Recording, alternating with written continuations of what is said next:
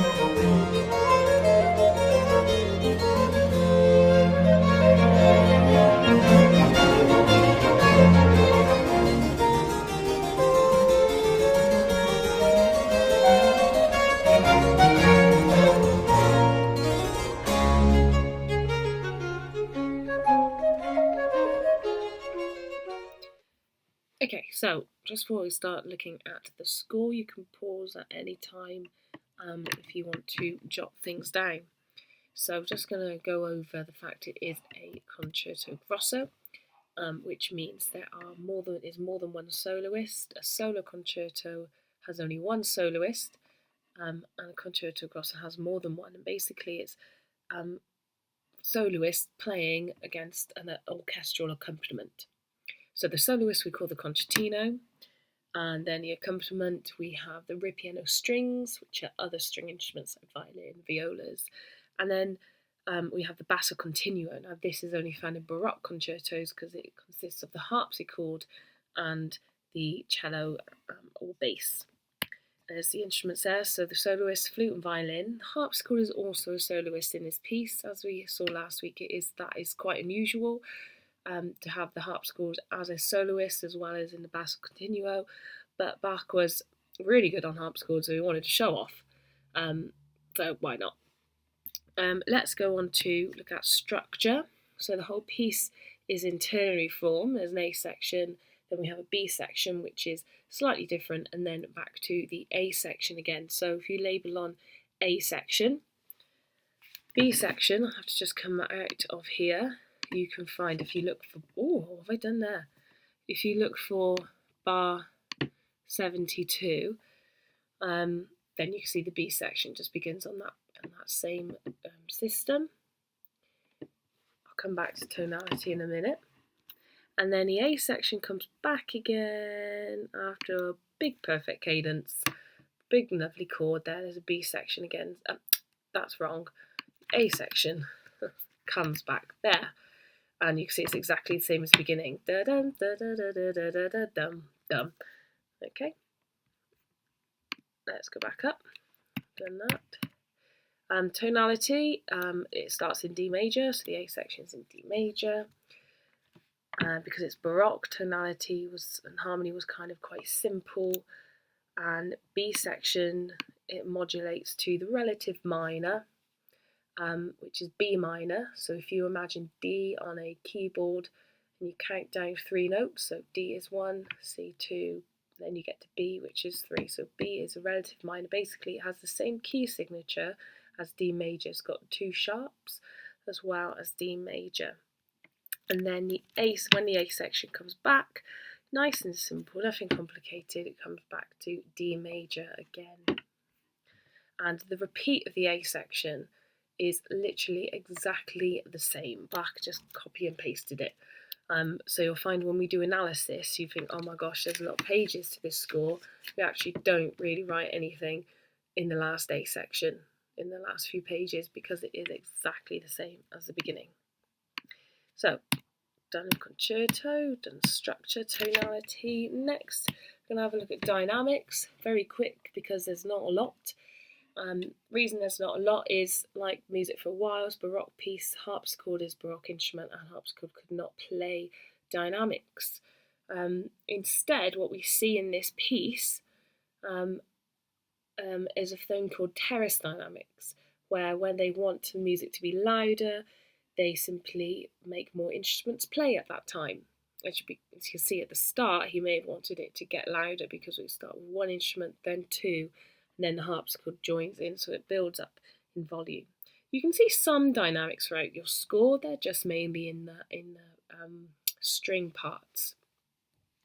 Okay, let's look at the tempo. The tempo is allegro, which means fast and lively. And typically, the final movement of a Baroque concerto was fast and lively. And a Baroque concerto was in 3 sections. And this is it's kind of a 3-section piece. This is the last section, the last movement is what movement means. It's basically section. And they're often fast and lively. This piece, like Killer Queen, has an anacrusis at the start where the phrase begins before the downbeats. You can see it in the first bar, those first 3 notes. Like she keeps a moet in Shandon, the she keeps her starts before the downbeats, and this da da da da da da da da da da. So the da da da, little upbeat before the da da da da da da dum the before the downbeat. So those 3 notes there. We've got the phrase starting before the downbeat, our anacrusis. Rhythms. These are the main rhythms we find in this piece: semiquavers, dotted notes, triplets. And triplets, you can see all these tiny little 3s around in these groups of quavers. and it basically means that you play 3 quavers in the time of 2, so they're a bit quicker. So 1, 2, 3, 1, 2, 3, 1, 2, 3, 1, 2, 3, 1, 2, 3, 1, 2, 3. Okay, and they come a lot in this piece. If we go look at the time signature, it's in 2/4, which means we count 2 beats per bar. In a minute I'll play the piece and count along to it.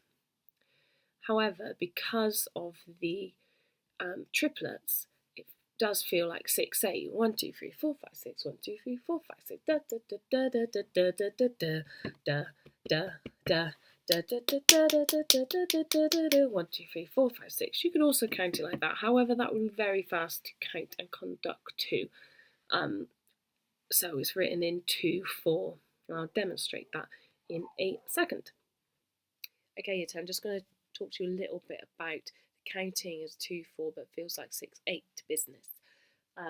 So if you count in 2/4, you come down and you're going to have a go at conducting. So you get your hands ready. So you go down on beat 1, so 1, and then kind of go up and around on beat 2. So 1, 2, 1, 2, 1, 2. I'll try and do smaller movements so I can get it in the camera. Let me come back, put my hand back here. 1, 2, 1, 2, 1, 2, 1, 2. Let's try count that and do that along with the piece. Let me play it from the start. Hopefully you can hear. I'll turn it up a bit. Ready? Get hands ready. 1, 2, 1, 2, 1, 2, 1, 2,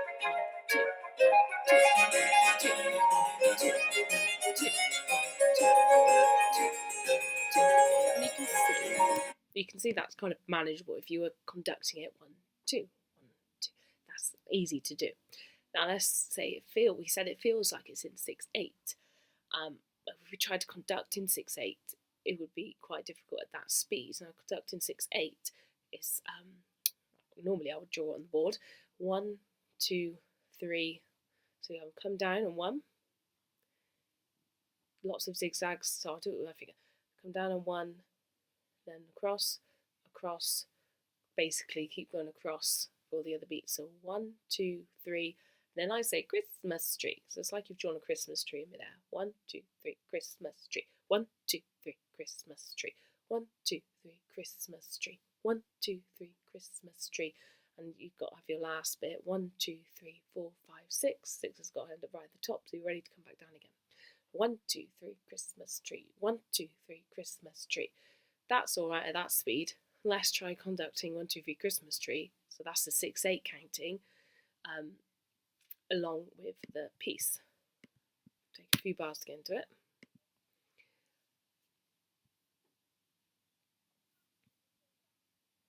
Here we go. 1, 2, 3, Christmas tree. 1, 2, 3, Christmas tree. 1, 2, 3, Christmas tree. 1, 2, 3, Christmas tree. 1, 2, 3, Christmas tree. Very difficult, very fast, too fast. So that's what we do. 1, 2, 1, 2. Instead of 1, 2, 3 Christmas tree. Imagine a conductor doing that for 6 minutes. My goodness me, his arm would fall off. But the triplet rhythms, the triplets, da da da da da da da da da da da, do make it feel like it is in 6/8, but it is in 2/4. And there we go. This piece is a jig, a Baroque jig, which is a fast and lively dance, and again links to because it is the last section of a concerto so it's often fast and lively. And the 6/8 feel, the triplets, which make the 6/8 feel, make it that da da da da da da 1, 2, 3, 4, 5, 6, make it that jig, which is what a jig is, fast and lively dance in 6/8.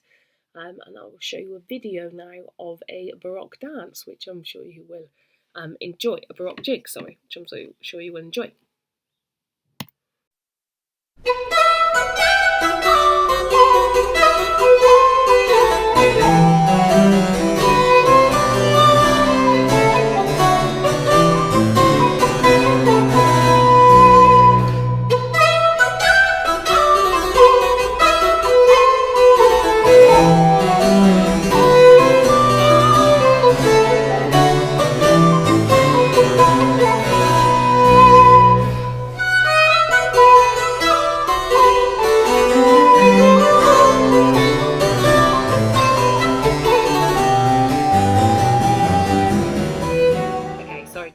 cut that there. If you want to watch more of it, then you can just simply type in Baroque jig into YouTube. You can have a go at doing a bit of dancing if you like. That might be quite a nice way to pass the time. Okay, so once you finish your annotations of all those sections we've just done, I want you to have a go at actually following along with your score. Now, this can be quite a tricky piece to follow, so I've put the scrolling score up on this video, which you'll hear in a minute. An easy thing to do is to choose one instrument to focus on to follow at a time. So maybe listen through once and follow through with the flute part, and then maybe have a go at following through the violin part. Or you could jump around as you follow through, follow ones which have the melody. Look for key features like chords on the harpsichord are quite easy to follow when it's playing them. Or you could put your finger on each bar and count 1, 2, 1, 2 for each bar and follow along that way. The score obviously is scrolling, so you can see which page you are meant to be on. Have fun!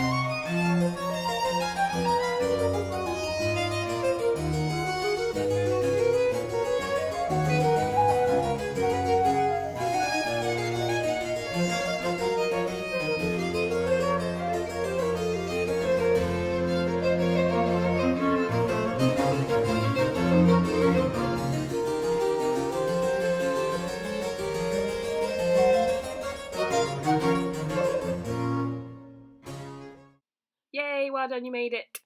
So I stopped there because obviously the A section is just a repeat. Now, if you head back to Teams, there should be a link for a Google Forms quiz. You can have a go at which covers what you've just done. Have a chat to me, ask any questions. I might ask you some questions. Well done. Bye.